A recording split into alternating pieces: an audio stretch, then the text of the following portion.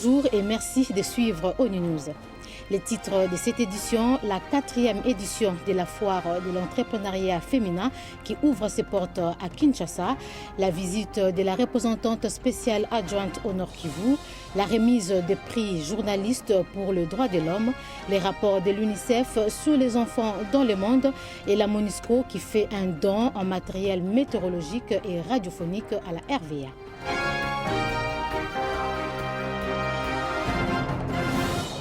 Sachez d'abord qu'à Kinshasa, la 4e édition de la foire de l'entrepreneuriat féminin a ouvert ses portes le 5 mars dernier au siège du ministère du Genre, Famille et Enfants.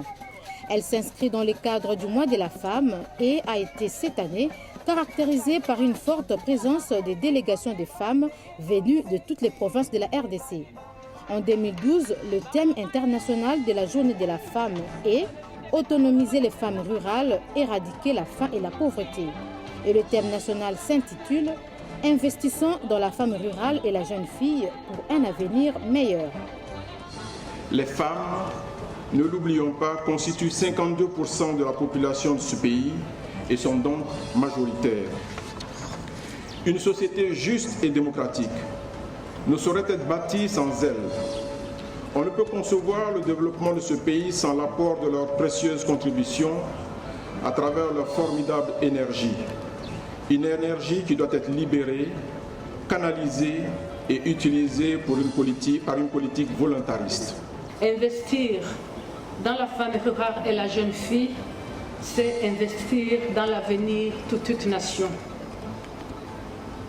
Le maïs, le manioc, l'amarante, le pondu, le poisson frais et autres produits de base qui ornent nos menus journaliers constituent la preuve que le travail de cette femme rurale contribue à notre bien-être au quotidien et mérite d'être valorisé.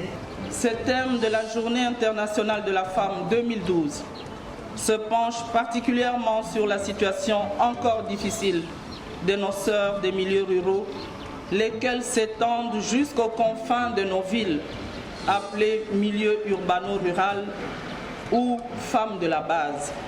À noter que la foire est organisée en partenariat avec la division genre de la MONUSCO et ONU Femmes.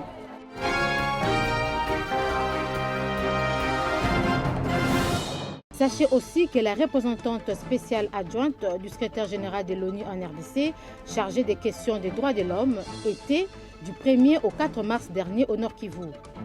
Au menu de la mission de Mme Leila Zerougui, échange avec les autorités politico-administratives, évaluation de la situation socio-sécuritaire après les élections de novembre dernier, visite de plusieurs territoires pour évaluer l'impact du mandat de la MONUSCO et la protection des civils. D'abord, on a été dans des zones où on a eu des informations sur des problèmes de sécurité. Donc, c'est pour cela qu'on s'est rendu. On a choisi les endroits aussi pour essayer de voir par rapport à notre mandat de protection, quelle est la situation.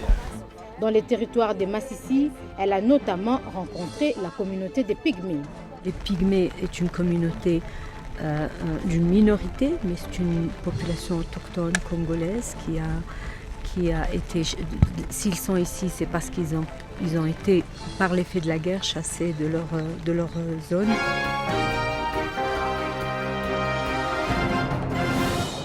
Cérémonie à la Maison des droits de l'homme de Kinshasa de la remise des prix à 4 journalistes lauréats de la 4e édition des journalistes pour les droits de l'homme.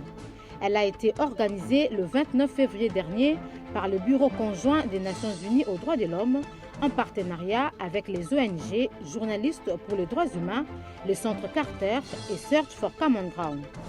Le prix a pour but d'organiser la médiatisation des sujets relatifs aux droits de l'homme en RDC, notamment la lutte contre l'impunité. Pour nous, c'est très important que les droits humains des journalistes soient respectés, que la liberté d'expression soit respectée et surtout que le journaliste congolais a la possibilité de jouer son rôle au sein de la société. Pour nous, qui est un rôle fondamentalement lié avec la liberté d'expression, le droit à l'information et donc tous les droits liés avec la démocratie.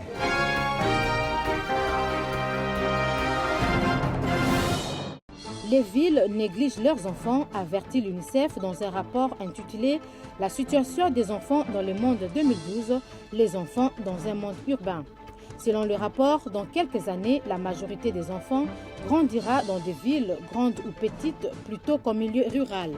C'était l'un des sujets abordés au cours de la conférence de presse hebdomadaire de l'ONU. En RDC, 28% de la population, soit quelques 20 millions de personnes, vit en milieu urbain. Mais la situation des enfants dans ces milieux urbains n'est pas meilleure que celle dans les zones rurales. 80% des enfants congolais vivant en milieu urbain vivent en dessous du seuil de pauvreté. Cette différence entre les conditions de la vie, ça a un impact sur la situation des enfants et ça a besoin vraiment de notre attention et beaucoup d'assistance qui vient de venir après. Plus de recherches sociales seront réalisées ici dans Kinshasa, Lubumbashi, j'espère Goma, Kisangani et les grands centres urbains.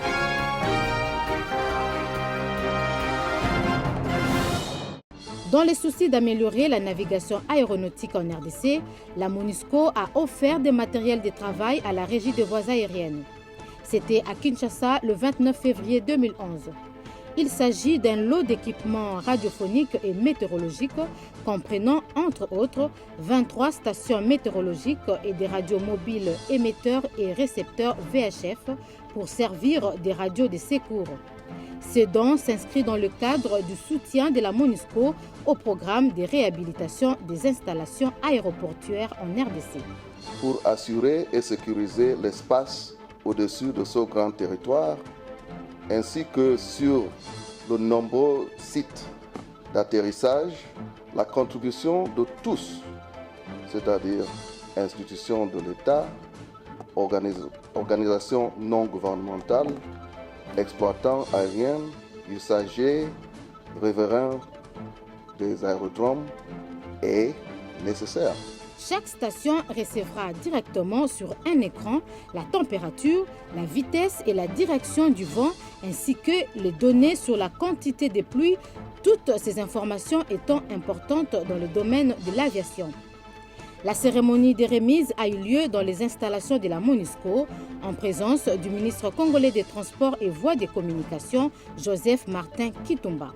Le gouvernement congolais est reconnaissant des efforts combien louables que la MONUSCO est en train de fournir pour notre pays en vue d'améliorer ses infrastructures aéroportuaires en cette période post-électorale. En dépit de toutes ces réalisations, la RVA compte encore s'appuyer sur la MONUSCO en ce qui concerne la calibration en vol des aides radio à la navigation ainsi que les indicateurs visuels des pentes d'approche des papilles en vue de sécuriser davantage l'exploitation aérienne en République démocratique du Congo.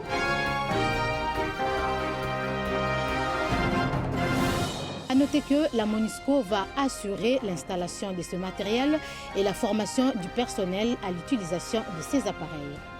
C'est la fin de notre programme. Merci de nous avoir suivis.